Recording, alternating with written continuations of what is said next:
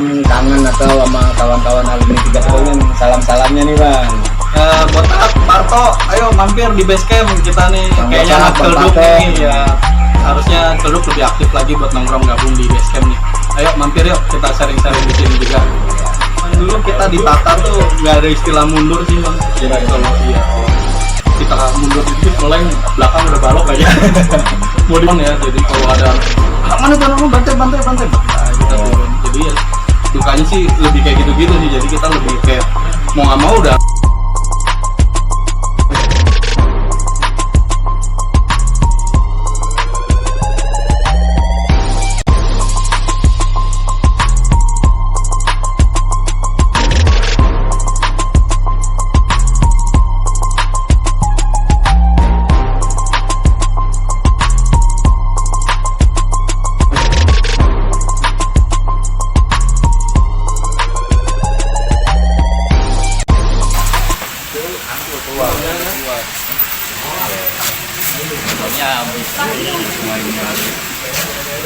Lagi orangnya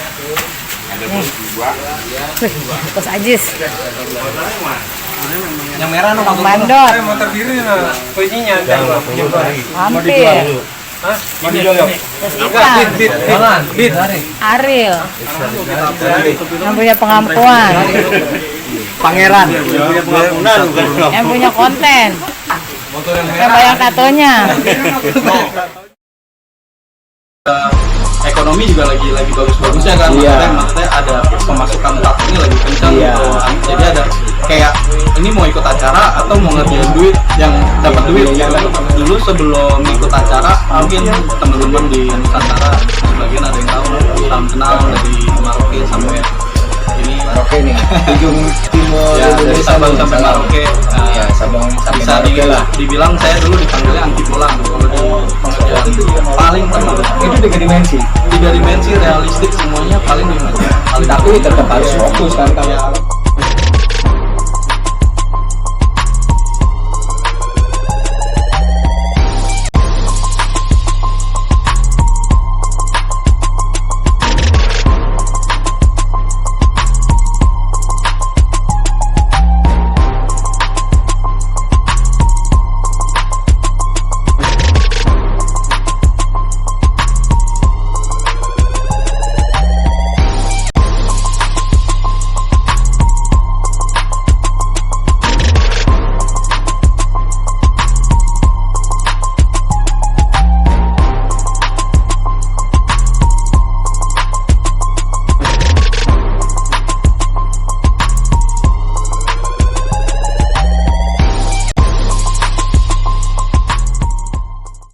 Assalamualaikum warahmatullahi wabarakatuh.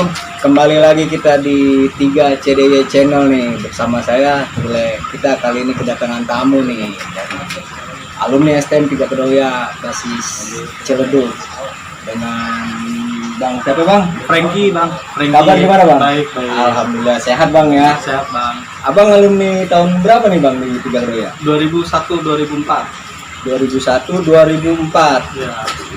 Basis Celduk nih, basis Celduk nih Bang Frankie. Ya mungkin ada salam-salam kangen atau sama kawan-kawan alumni 3 Kedoya nih Bang. Salam-salamnya nih Bang.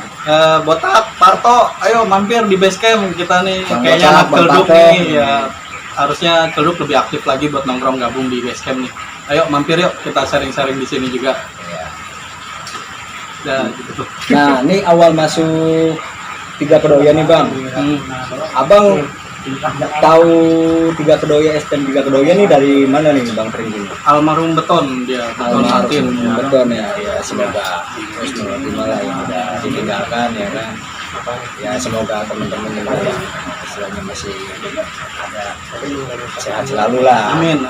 Nah, saya mau tanya nih kegiatannya apa nih Bang sekarang? Buka usaha sih sekarang di wira swasta. Oh, wira swasta. Wis, mantep dong. Alhamdulillah. Alhamdulillah lah. Alhamdulillah. Misal apa itu Bang Frankie? Kita bidang seni, di bidang seni. Seni? Seni jasa pembuatan tato. Wih, mantap nih. Ya. Tato. Jadi kalau nih kawan-kawan yang nonton channel ini mau minat skin tato atau istilahnya penggemar seni tato, boleh dengan Bang Franky nih. Boleh nanti mampir di Mangga 2 Square. Mangga 2 Square, alamatnya di mana Bang? Mangga 2 Square lantai GF nomor 160 sama 161. Tuh, alamatnya udah dikasih tahu nih Bang Franky nih. Ya khusus anak Tiga Kedua ya diskon dong. boleh. Siap. Mampir aja di studio Ya. Skin Iki. Ya semoga lancar terus lah usahanya Bang, istilahnya berkah lah ya kan buat keluarga. Nah, kita kembali ke cerita Putih Abu-Abu nih Bang nih. Ini mah hanya cerita masa lalu, bukan untuk ditiru atau inilah istilahnya, bukan ditiru untuk kedepannya, untuk belajar sekarang ya kan. Ini hanya cerita masa lalu nih. Nah, awal masuk Tiga Kedua nih Bang nih. Abang kan ada namanya kayak penataran atau mosra ya kan. Itu awalnya gimana nih Bang kalau boleh tahu ceritanya? Dulu kita mos diajak sama Beton basis Celduk, yang bawa basis Celduk, kita ke daerah Tanjung Duren dulu, ribut di Tanjung Duren. Oh, itu malam hari. Dengan siapa itu? Ya sama anak basis Albasis sih dulu sih kayaknya deh. Oh, Albasis. Cuman anak-anak yang kelas satunya ditatarnya di Tanjung Duren waktu itu. Ketemunya Bonjer Pusat. oh banyak pusat, Bonjer Pusat. rival. Sama Bonjer Pusat. Itu pulang sekolah atau mal apa berangkat? Waktu itu kita cuman masuk absen terus tahu-tahu disuruh keluar, langsung kita berangkat ke sana. Jadi sempat bentrok dulu sama 15 GP, baru kita ke baru ke Tanjung Durennya, kan di satu arah naik 16. Nah di kedua ini kan pasti ada suka dukanya lah. Mungkin Bang Franky ngalamin lah. Sukanya kayak gimana, dukanya kayak gimana nih? Ya sukanya jadi banyak kenal basis-basis lain yang dulunya mungkin pergaulannya cuma di Celduk, jadi tahu. Oh jadi silaturahmi lah. Banyak tahu basis-basis yang lain, ya Rotor, Hero, Damogos khususnya, itu kan kita jadi tahu. Yang awalnya mungkin teman cuma di daerah Celduk, kita Ya. punya pergaulan lebih luas lagi. Jadi luas lagi lah istilahnya, jalin silaturahmi ya. Nah dukanya seperti apa tuh Bang? Duka banyak sih kalau duka. Duka di era saya dukanya banyak. Kayak gimana dulu? Ya kalau zaman dulu kita ditatar tuh nggak ada istilah mundur sih Bang. Jadi kalau kita mundur dikit mulai belakang udah balok aja. Mau dibalok kayak dulu sama Beton tuh kayak lu kalau nggak maju awas lu ya gitu. Wah almarhum Ya, ya. karena emang dia yang bawa basis kan. Iya. Tapi basis abang itu kurang lebih berapa orang itu dulu? Kalau di era saya lumayan banyak dulu, ada sekitar 36-an. Ya, lumayan lah. Bareng sama Bayorannya mas saya ngikut 16 dulu baru dia balik. Oh itu masih Nah, itu ada 9. masih ada kopajak kayak 16 Iya. itu ya jadi. Sama basis Bayorannya ngikut 69 dulu, Iya. 3 orang kalau nggak salah. Nah itu pas kelas 1 mungkin ada kisah-kisah dicabut atau kasus lain mungkin di sekolahan ya mungkin sedikit banyak ceritanya mungkin Bang Franky bisa inilah berbagi kisah nih. Iya, zaman dulu sih kalau sekolah sering pakai batik Yadika ya, jadi sering nyaru Bang. Oh, Iya, Yadika. Iya, zaman dulu saya ciri khasnya Yadika, baju Yadika. Karena cari aman gitu. Ya lumayan cari aman Bang, karena ributnya bukan 1-2 kali, karena sekolah kan udah ribut lagi di Batas, ribut lagi di Kembangan, ntar ribut lagi di depan Oh BM. banyak rintangan, Iya, maksudnya ada dicondok sampai ke Kedoya ini nih Iya, ribut terus. dipantekin lah. Nah. Bukan dipantekin aja, karena memang troublemaker si Beton ini suka, wah ada anak turunin. Oh, Gitu kan iya, zaman iya, dulu iya. emang almarhum terkenal selon ya, jadi kalau ada anak mana tuh anakmu bantai kita turun. Jadi ya dukanya sih lebih kayak gitu-gitu sih, jadi kita lebih kayak mau nggak mau udah harus pasang badan aja gitu. Tapi pernah ngalamin gitu anak-anak juga Kedoya gitu dibantai gitu, pernah ngalamin. Kalau di era Beton, di era saya sih ke Bantai belum pernah sih, belum pernah. Kalau pas gabung mungkin pernah ya, kalau nggak salah waktu itu di Damogos ya kita waktu itu. Oh di Damogor mananya tuh? Waktu itu kalau nggak salah Cengkareng. Oh Cengkareng. Saya ini juga nggak tahu, lagi minum tiba-tiba kepisah aja, tahu pada kemana nih? Oh. Tahu kok pada kepisah, kenapa nih? Itu ada apa Bonjer sama apa gitu gabungan gitu. Jadi kita waktu itu kepisah lah. kenapa tuh ya dengan salonnya kita makan es gitu berdua makan pret, anak-anak mana pret, tahu-tahu anak bunjar semua loh, kok anak bunjar nih pret, balik cabut sih cabut, dia balik mundur karena di tas kan ada tulisan 3 kedoya gede, jadi jalannya mundur bang, bukan nyamping. Oh udah jalan mundur ya, karena kan udah ada tulisan 3 kedoya kan, karena dilihat rival nih ya kan. Terus kebetulan juga lumayan kan kita bentroknya pasti sama Bonjer Cengkareng terus. Dulu ada siapa yang hitam itu bawa basis Cengkareng gitu sering bentrok sama dia juga tuh. Ya entahlah siapalah namanya lah, kurang tahu udah 20 20 tahunan kan istilahnya Iya, udah lama juga ya. Jadi untuk Ganjar sekarang nih kan ini hanya bisa masa lalu gitu.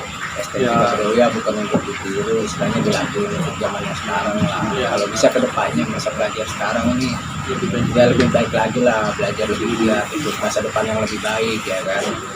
Kan hanya bisa masa lalu aja ya Bang Prengki ya. Sama saya minta maaf untuk para teman-teman mungkin di Bonjer khususnya yang dulu mungkin ingatnya baju Yadika atau baju jaket biru baik yang kena atau gimana atau kita saling bentrok saat itu ya minta maaf. Kali ini kita cuma buat klarifikasi, cuma sekedar sharing, nggak ada tujuan buat siapa yang lebih tunjul, siapa yang lebih rendah, nggak ada. Kita cuma benar-benar sharing. Jadi istilahnya mohon maaf lah, itu hanya kejadian masa lalu ya istilahnya ya. Sama mungkin dulu ada yang sampai terluka juga, kita minta maaf dari pihak korban, dari pihak keluarga, teman-teman kerabat, minta maaf buat kejadian yang sudah-sudah. Ya kita juga ada penyesalan setelah itu, makanya kita menarik diri untuk ya minta maaf. Udah kita juga minta maaf, kita juga pernah ngalamin penyesalan. Ya kalau bisa sekarang mah silaturahim lah istilahnya yang lebih baik, mempererat tali persaudaraan ya kan. Karena istilahnya ribut-ribut juga nggak guna juga kan. Istilahnya menang jadi arang kalah jadi abu ya Bang ya. Hanya masa lalu aja itu mah. Nah ini abang nih di Kedoya ini sampai lulus atau enggak nih Bang? Kalau dulu nggak sampai lulus karena terakhir kejadian di Hero ada, jadi ada beberapa teman 3 orang kita mutusin untuk nggak sekolah lagi. Ya ada lah waktu itu, jadi kita adalah stop ayo kita. Oh jadi sampai kelas 2 doang Ya, Bang sampai Prengki? kelas 2. Terus ngelanjutin setelah itu? Nggak ngelanjutin, jadi waktu itu ngikut bantu bokap buat nerusin angkot.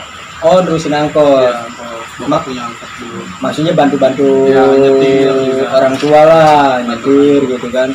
Nah ini bisa terjun ke dunia tato ini nih, awalnya gimana nih ceritanya nih Bang? Panjang dulu waktu kita ke Surabaya, dulu sempat kuliah Bang di Surabaya. Oh Iya, kuliah juga Bang kuliah Prengki? sambil kerja. Kuliah Cuman, sambil kerja di ya, Surabaya. Waktu kerja itu ada salah satu penato namanya Jimmy Toge. Oh Jimmy Toge. Iya, Ya jadi- mungkin ada salam-salam Ya, nih. halo Bang Toge yang lagi di Australia kejebak, cepet pulang. Bang Toge nih, sekarang lagi di Sisanya udah nipis emang. Salam buat Bang Toge nih. Iya, waktu itu dia lagi nongkrong, kebetulan saya gambar gitu, terus saat dia membayar bill tiba-tiba nanya, itu gambaran kamu? Ya, kenapa nggak nato katanya. Waktu itu cuman masih pesimis sama dunia tato ini, maksudnya yang kita tahu itu di kosan juga banyak ada yang nato pakai mesin dinamo gitu yang cuma notabene dibayar minuman sama rokok gitu kan. Oh, seperti itu. 50.000, cuma bayangan saya kan wah ini nggak bisa dijadiin karir gitu, jadi masih belum kepengen ke situ. Mungkin bayangannya masih abu-abu lah Ya. untuk melangkah ke depannya nih ya kan. Sampai satu ketika kita diajak ke studio, terus kita ditawarin ayo ikut nato biar tahu gitu. Akhirnya dari situ kita tahu gila kita sebulan WMR Bang. Waktu itu ya WMR kan masih 9,5 waktu itu ya Bang, 950, terus tiba-tiba kok dia nato bisa dapat 1 WMR gitu kan dalam sekali nato. Wah, kayaknya lumayan nih, dicoba akhirnya dari situlah ada niat buat nyoba di dunia tato. Berlanjut. Berlanjut. Karena mungkin Bang Prengki juga punya istilahnya Gift lah ya. dia punya apa namanya istilahnya talenta tersembunyi lah, dari situ disalurin. Ya, betul. Tapi awalnya juga dulu pas kenal tato juga di tangan itu belum Oh nggak ada. nggak ada. Tato piercing hampir dibilang nggak ada di badan. Jadi benar-benar di dunia tato ini pas sudah kenal dan akhirnya udah bisa nato baru berani diri buat nato, buat piercing. Tapi kalau yang bikin bukan sendiri kan? Enggak, ini teman-teman kebetulan teman-teman. Kirain tukang tato nih bikin tato sendiri kan? Oh kawan-kawan juga yang Ya, bikinin. kawan-kawan. Yang dulu satu studio yang dulu si Topi ini punya 8 murid gitu. Oh, Jadi mereka saling nato ke tempat saya, di badan saya nato di dia. punya 8 anak ini. Iya, saya juga kadang nato di beberapa mereka orang juga gitu. Jadi saling nato. Nah, akhirnya bergelut itu kan mungkin ikut kontes apa Iya, gitu. ikut kontes sih kita sampai di tingkat nasional sama internasional. Wih, mantep nih. Ya. Sampai internasional nih. Keren juga nih. Alumni Kedoya jadi istilahnya punya karya seni tato. Udah bukan nasional lagi nih, udah go internasional nih Bang Renggi nih. Amin. Iya, ya semoga lancar lah. Amin. Nah, terus gimana kelanjutannya? Ya udah, ini udah pilihan hidup gitu. Kayaknya saya berani ngejamin di sini. Saya sempat nanya sama PGG, apa gue bisa punya penghasilan seperti lu nantinya gitu kan. Nah, akhirnya dia bilang ya tergantung dari kemauan gitu. Akhirnya coba belajar selektif, kritis, ya akhirnya alhamdulillah sih kayaknya jalan sampai sekarang. Oh, berarti istilahnya Bang Fred udah ngambil keputusan nih. Ini Ya. pilihan hidup gua nih istilahnya di dunia inilah ya kan, karena ya biar bagaimana juga kan cara penghasilan orang beda-beda, yang penting Ya, kan betul. halal ya kan, Betul. istilahnya seperti itulah. Kadang juga kita walaupun kerja apapun ya kan, intinya halal lah. Sampai akhirnya ya gitu, kita ngikut di satu turnamen yang waktu itu pertama kali sih buat saya, dan alhamdulillahnya menang Itu gitu. di mana tuh? Waktu itu di Jakarta dapat the Oh, di best Jakarta. color Oh, itu masih nasional. nasionalnya Belum- pertama kalinya. Awalnya dari tingkat nasional dulu, Jakarta, terus kita ke Makassar, terus ya hampir dibilang sih hampir semua provinsi di kepulauan Indonesia tingkat nasional. Kalau sejauh ini sih ya ngikut karena udah sering menang the best satu, terus akhirnya ada tawaran buat ikut di luar negeri. Waktu itu kita ngikut di acara Cebu Bike Week di Malaysia. Oh, di Malaysia. Ya, Itu awal ikut keluar internasionalnya. internasionalnya. Akhirnya turnamen dan ya ada perbedaan jauh sih antara turnamen nasional sama internasional. Beda kelas lah istilahnya. Enggak sih, mungkin Enggak. dari jamnya aja. Kalau Indonesia kita dibatasin dengan 5 jam pengerjaan, kalau di Malaysia kita dibebasin. Oh, berarti Tidak ada jamnya, tapi jam 8 udah ada penjurian. ya berarti timernya lah Iya. bedanya di nasional sama internasional nih. Kita dikasih kebebasan lebih luas. Itu tahun berapa itu Bang Prengki? Kalau yang di Malaysianya kalau nggak salah 2016-2017. Oh, 2016 Ya, 2017. itu juga dapat the best full coloring kalau nggak salah. Nanti bisa dicek di YouTube. Mantep nih Bang Prengki nih. Udah the best full color di Malaysia nih. Itu setelah Malaysia mungkin ada negara-negara lain yang dikunjungi gitu. Waktu itu udah ada plan-plan sih untuk ikut beberapa acara, cuman ada keterbatasan karena pekerjaan sama isi hobi, jadi agak bingung gitu kan. Oh, iya, dilema Jadi juga. dilema juga antara mau ikut enggak, karena waktu itu kan ekonomi juga lagi bagus-bagusnya kan. Iya. Maksudnya ada pemasukan tato ini lagi kencang Iya. gitu. Jadi ada kayak ini mau ikut acara atau mau ngerjain duit yang dapat duit Iya, yang gitu, dapat notabene. penghasilan Ya, lah. orientasinya ini kita kerjain dapat duit. Kalau kita ikut acara kita buang duit gitu. Jadi ya waktu itu ada keterbatasan, akhirnya ya udah milih nyari duitnya gitu. Iya benar lah istilahnya yang udah pasti lah istilahnya. Sampai akhirnya pandemi akhirnya udah nggak bisa ikut lagi. Oh, udah nggak bisa ikut lagi. Iya. Nah, awal modal usahanya itu kalau boleh tahu ini pribadi atau join atau ada komunitas Oh enggak, sendiri kalau nih? awalnya kita di naungannya Jimmy Toge itu Raja Skin Design, kita dimodalin kayak mesin, tinta segala macam. Oh, Sampai jadi kita udah punya disediain ya? penghasilan, kita beli mesin, punya lagi beli apanya sampai komplit. Oh, bertahap gitu ya istilahnya, step by step lah. Iya. Sampai istilahnya punya sendiri. Ya, karena memang kan saya bilang tadi, saya nggak didukung di bidang ini sama orang tua, jadi kayak udah dilepas gitu. Jadi ya udah mau nggak mau kalau nggak dari diri sendiri buat ngumpulin bisa punya alat, punya ini, dari mana lagi gitu. Jadi ya udah ngumpulinnya dari setiap dapat tato beli alat, beli ini, beli mobil. Nah, sekarang Bang Frank ini udah berapa outlet nih? Maksudnya kayak tempat tatonya nih. Kalau sekarang ini sih ada 3 cabang, ada di Jakarta, Samarinda, sama di Surabaya. Oh, Jakarta, Ya, Samarinda, dan Surabaya. ya plannya ini Bali sama NTT, kami soon sih. Mantep nih, semoga sukses lah Amin, istilahnya, semoga lancar lah On istilahnya. progress sih yang paling. Iya, istilahnya untuk kedepannya semoga lancar lah, sukses selalu lah ya kan. Jadi kita juga di konten Tiga Kedoya nggak hanya cerita tentang masa lalu tawuran. Jadi alumni Kedoya itu pun ya mungkin ada yang punya karya-karya seni istilahnya jadi penghasilan, ya kan, istilahnya untuk menafkahi keluarga juga, ya kan, istilahnya untuk ke depan yang lebih baik lagi lah, gitu kan. Nah itu kalau schedule-nya itu kan di antara banyak outlet itu ngaturnya itu udah ada planningan atau Udah gimana? ada. Jadi kita per 10 hari. Jadi Jakarta 10 hari, di Samarinda 10 hari, di Surabaya 10 hari.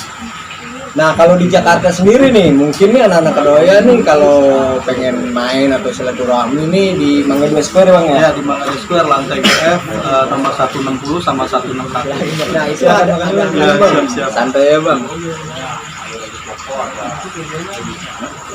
Oh berarti jadi di Kedoya itu nggak lulus cuma 2 tahun, Ya, terusin paket C, kuliah, akhirnya sampai sekarang ke dunia tato lah. Iya. Kalau di dunia seni tato itu seperti apa nih bang? dulu ngebangun namanya susah bang. Jadi dulu sebelum ikut acara, mungkin teman-teman di Nusantara sebagian ada yang tahu, salam kenal dari Maroke sampai ini. Maroke nih, ujung timur Ya, dari Indonesia Sabang nih, sampai Maroke. Ya, Sabang sampai Bisa Maroke lah. dibilang saya dulu dipanggilnya anti bolang kalau di Anti dunia bolang. tato, anti bolang karena dibilang saya yang pelopor di era itu untuk keliling 47 kota. Ya, Bang.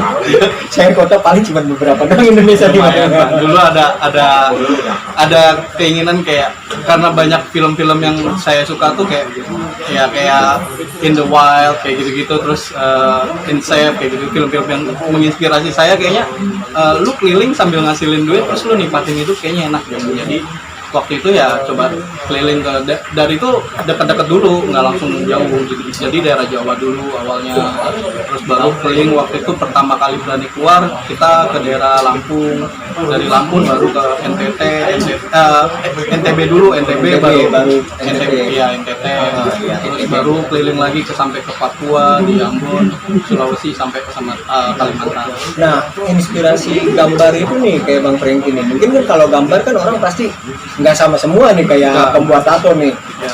Inspirasinya dapat dari mana tuh Bang?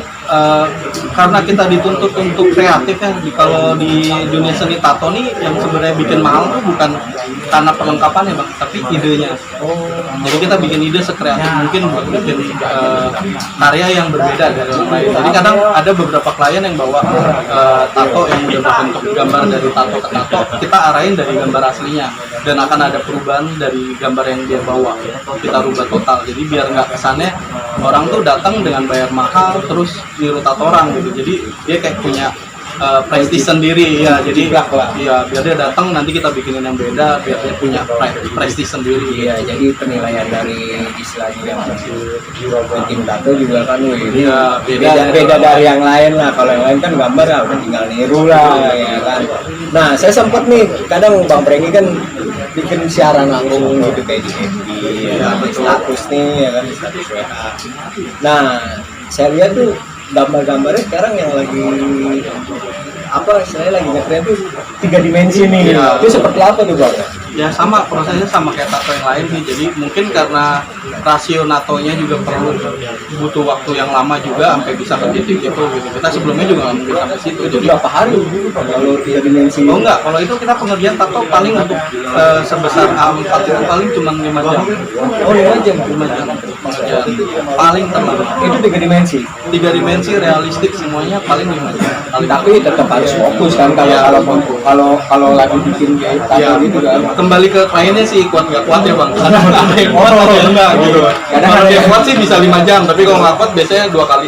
Iya. 2 kali pertemuan lah. Kadang ada yang boring atau gimana. Nggak kuat sakit, ada yang nggak kuat Oh. sakit. Oh, iya. Ya kejadian juga banyak sih kayak hal lucu kayak pernah ada yang ditato ternyata punya ilmu tekbal, Oh, ada juga kayak gitu. ada yang berubah jadi macan, ada. Itu mental dong intinya apa Jadi jarum-jarumnya. kita nggak tahu, kita sempat natoin berapa kali gitu. Kok ini jarumnya nggak bisa masuk ya gitu kan. Kita pikir kan dalam satu kotak mungkin ada yang cacat nih jarumnya, cacat produk. Ya udah kita ganti. Kok kita ganti masih nggak bisa masuk nih? Kenapa ya? Terus ganti lagi nih. Mau yang ketiga saya bilang, baru sih orang ini bilang gini, sorry, saya naruh dompet dulu. dia naruh kan baru masuk sama dalam hati sialan nih orang punya tekbal ternyata. Kenapa nggak ngomong dari tadi kan udah 3 kali ganti jarum. Ternyata punya pegangan ya kan. Pegangan. Kita udah capek-capek bikin ganti istilahnya. Ada juga yang jadi macan, juga ada jadi macan. Oh, ada kayak gitu juga. Iya. Ini malah baru kejadian 3 bulan lalu Di mana tuh? di Samarinda kebetulan. Oh, Kalimantan. Kalimantan. Jadi kita lagi nato, tiba-tiba dia tuh kejang sama pingsan, saya pegang. Tahu-tahu pas dia berubah jadi macan, saya lepas. Kamu. Ngamuk. Tapi Bang Remi nggak kenapa-napa. Enggak, waktu itu ada temennya juga yang kebetulan kayak mungkin ngerti cara bisa ngontrol segala lah, macam. bisa Akhirnya ngontrol dia. dibantu temennya itu. Akhirnya ya udah, akhirnya tetap dilanjutin. Cuma waktu itu sesinya kalau nggak salah baru 3 jam kita udahan karena takut ada rasa takut juga saya alasan caranya banyak kayak nggak bisa dilanjutin tapi karena masih panik kejadian tadi saya stop dulu. Punya ilmu baca dari juga. Kan nggak lucu kan lagi nato dicakar gitu. Benar. Nah, sama saya aja ini. Nah, sekarang berarti kegiatannya nih progres untuk yang ke cabang atau masih stand di Jakarta? Kebetulan lagi on progress yang di Bali, jadi ada beberapa teman yang lagi ngurusin. Oh, jadi Jadi kita masih bisa lepas kontrol. Jadi nanti kalau udah buka, baru mungkin secara manajemen sama manage artisnya kita yang pegang. Itu memang kayak dibilang sih kan franchise gitu ya. Jadi ada beberapa orang yang mau gabung buat franchise ke brand kita ini. ya mungkin itulah kisah dari Bang Franky nih yang dari STM alumni ya sekarang atau sampai ya jadi untuk cerita masalah STM itu aja udah lewat tidak bisa ditiru lah. Minta maaf ya untuk yang teman-teman dulu mungkin pernah yang maklum waktu itu kita STM mungkin masih jiwanya masih keras, jadi terlepas dari itu semua dengan tidak mengurangi rasa hormat saya minta maaf untuk teman-teman dari pihak Bonjel ataupun dari Kedoya yang saya punya salah, saya minta maaf. Saya minta maaf juga lah istilahnya silaturahmi lebih baik lah itu ya kan, nambah saudara ya kan, nambah rezeki juga ya kan. Saya juga terima kasih istilahnya Bang Franky udah sempat mampir nih di base camp Tiga Kedoya nih. Malah ini suatu kehormatan bisa mampir. Mungkin lain waktu kita cari kawan-kawan ya istilahnya. Kalau untuk anak Tiga Kedoya mau silaturahim ke base camp ataupun ke tempatnya Bang Franky nih, boleh silakan datang lah, yang tadi alamatnya udah disebutin di awal ya kan. Mungkin yang ada lagi di luar kota di Samarinda kita ada buka di Jalan Imam Bonjol nomor 19. Kalau di Surabaya kita di Kenjeran Permai nomor 514. Ya. Itu aja kisah dari Bang Franky ini dari alumni STM Tiga Kedoya sampai sekarang punya usaha atau ya mungkin lebih kurangnya Ya, saya mohon maaf untuk inspirasi juga, ya. semoga juga kalau ada kesalahan atau apa kita minta maaf. Nah mungkin lain waktu kita bisa hadir lagi nih di podcast Tiga Kedoya channel ya. Assalamualaikum warahmatullahi wabarakatuh. Waalaikumsalam warahmatullahi wabarakatuh.